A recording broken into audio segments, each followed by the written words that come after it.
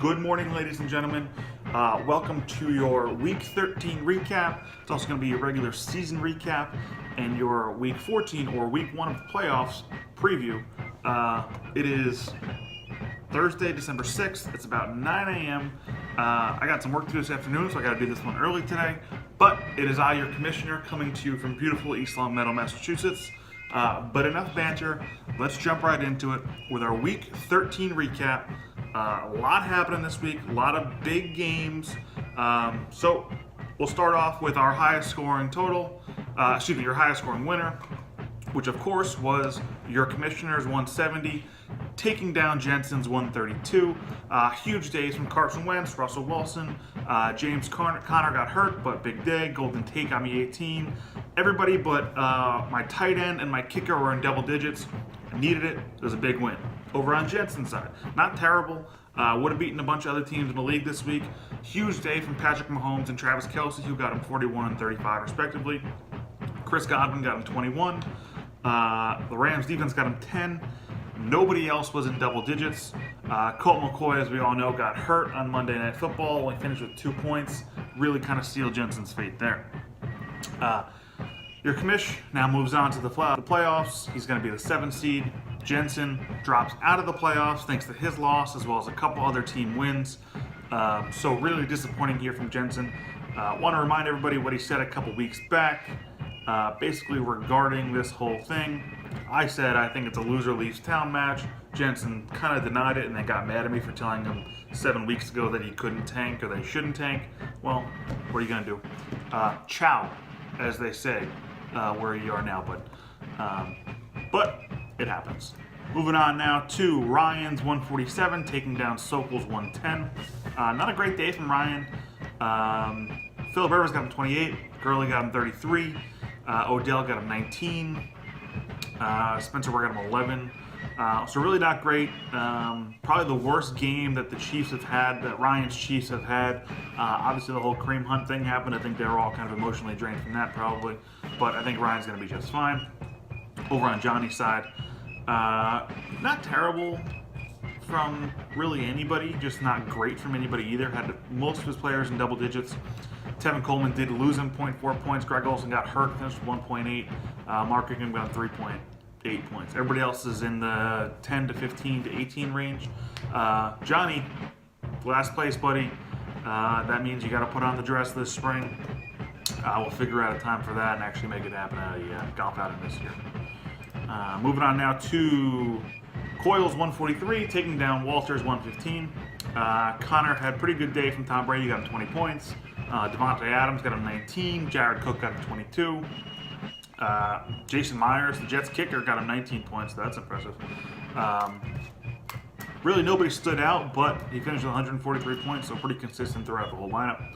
Over on Walter's side, this game really didn't matter for Walt in any way, shape, or form. As long as Sokol lost, he was fine. So we'll skip right over Walt because nobody cares. On now to McAllen's 143, taking down Cole's 132. Dan had a huge day from Philip Lindsay, Antonio Brown. They got him 31 and 29 respectively. Had a bunch of guys in that 10 to 13 range. Quarterbacks really didn't do much for him. Kirk Cousins only got him 10. Cody Kessler got him 6.8. But he pulls out the victory with a 143 to 132 win. Over on Cole's side, Jameis got him 26, McCaffrey got him 30, Woods got him 16, Zach Ertz got him 13. Nobody else did really anything of note. Greg Zuerlein did get him 14 points at the kicker slot. Dan won his game. He needed some help to get into the playoffs as well. He didn't get any of that help, so he's in the losers bracket, but we'll get to that in a little bit.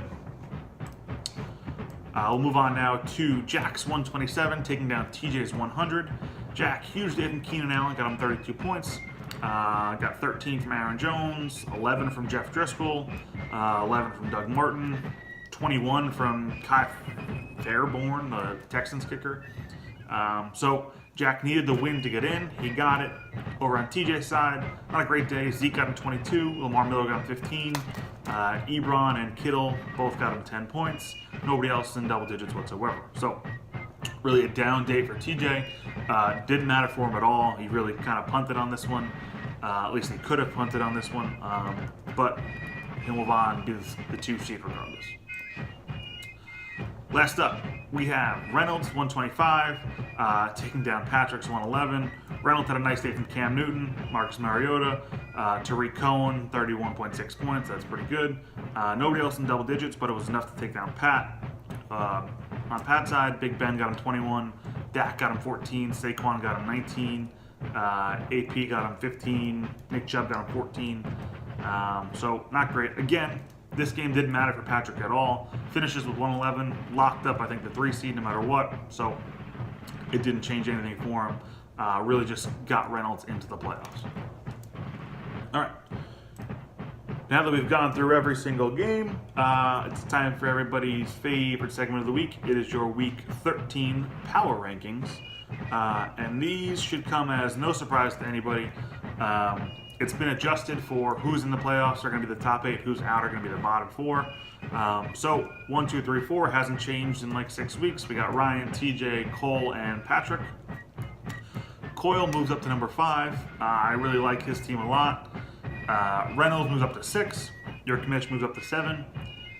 Jack moves up 2 spots to number 8 since he made the playoffs. Number 9, going to be Jensen. He drops down 4 spots. Jensen had a 66% chance of making the playoffs this week. He needed to lose and he needed to either win or, if he lost, have 2 other teams win, Jack and Reynolds win, or Coyle lose. All those things kind of happened against him. He's out of the playoffs. So Jensen moves down 4 spots to the number 9. McAllen drops 1 spot to number 10. Sokol and Walter taking up the rear at 11 and 12. All right. Quickly, we'll get into the superlatives for this week. Your double dip. Double dipped? What are you talking about? You dipped the chip, you took a bite, and you dipped again. Gonna go to Jensen. He had Mahomes and Kelsey. Mahomes threw for 295 yards and 4 touchdowns. Kelsey caught 12 balls for 168 yards and 2 touchdowns, totaling 76.8 points. Those were the only 2 that really produced for Jensen, so it really wasn't enough to give him the win, but nice double dip there. 1-2 punch. Receiver is eating a bunch of those. It's going to go to your commissioner. Quarterbacks Carson Wentz and Russell Wilson combined for 491 yards and 6 touchdowns, totaling 57.6 points. Big W there. And finally, Doofus of the Week is Side! Beat it, Doofus! going to go to your boy Patrick Troy. He played Kirk Cousins and Cody Kessler quarterback. They combined for 16.8 points. On his bench, he had Nick Mullins, who finished for 29.7 points. Didn't matter. He lost. Nothing happens to him, so no harm, no foul. All right. Now, let's take a look at our playoff preview here. We'll start off with how we got here, basically. Your bracket's going to look like this. We have Ryan in the 1 seed. Jack is actually going to play him at the 8 seed. On that same side of the bracket, we have Cole and Coyle at the 4-5s playing each other. Winner really just gets to go get slaughtered by Ryan. Other side of the bracket is where it gets a little more interesting. We have your commissioner taking on TJ, and we have Patrick taking on Reynolds. Now, this one I think is a little more wide open than the other side of the bracket. All teams are pretty good. I actually am going to put my money on Patrick to take this one to the house, though, and meet up with Ryan in the final, but we'll see. Now, some of you are probably asking how we got these seeds, how did Jensen get knocked out, etc. Well, let's take a look at our 6-team wins tiebreakers. The way tiebreakers work is it goes head-to-head first. If there's multiple teams in the tiebreakers, and this is how the NFL does it, which is why it's the way we do it, if there's multiple teams with the same record in the tiebreaker, in this case we have 4 teams vying for 3 spots, you combine the head-to-head record within the 4 teams. So, Jack lost to your commissioner, beat Jensen, lost to Reynolds, he's 1 and 2. Your commissioner beat Jack. I split with Jensen 1 and 1, and I lost to Reynolds, so I'm 2 and 2. Jensen lost to Reynolds, split with me, lost to Jack, so he's 1 and 3. Reynolds beat all 3 of us, so he's 3 and 0. So Reynolds is the highest seed. Your commissioner moves into the next seed at a 50% clip. Jack moves up into the 3rd spot because he won at a 33% clip, and and Jensen, who finished at 1-3 within the combined records, drops out in the 4th spot and just barely misses the playoffs.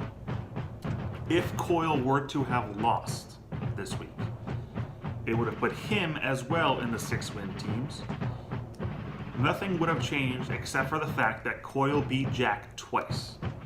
That happening would have moved Jack down to the bottom and Jensen up into that 4 spot, and Jack would have been, 1-4 and been in last place. So if Coyle had lost, Jensen would be in. Jensen, if you're gonna get mad at somebody, get mad at Coyle. All right. Now, let's move on to our game-by-game previews. We're going to start off with the 4, obviously, playoff games, and then we'll quickly talk about the losers bracket. But, and we'll talk about each team's, chances and whatnot as we go when we get to the end. But we'll start off with our largest spread of the week. It's going to be Ryan as a 31-point favorite taking on Jack. Really, no surprise here. I don't think anybody thinks Jack's going to pull this one out. The last time they met, Ryan won by about 80 points, 183 to 104. That was in week 6. I expect a repeat of that. Jack, you proved us all right. You proved us all wrong. You made it to the playoffs. But I think this is the end of the line for you here, bud. Next up, we have Patrick, who is a 28.8 point favorite, taking on Reynolds. They met twice this year, week 10 and then last week in week 13. They split those competitions. Patrick won the first one 193 to 173. That was a very high scoring affair. Reynolds won last week 125 113. That was a very low scoring affair, but the spreads on both of those games were about right.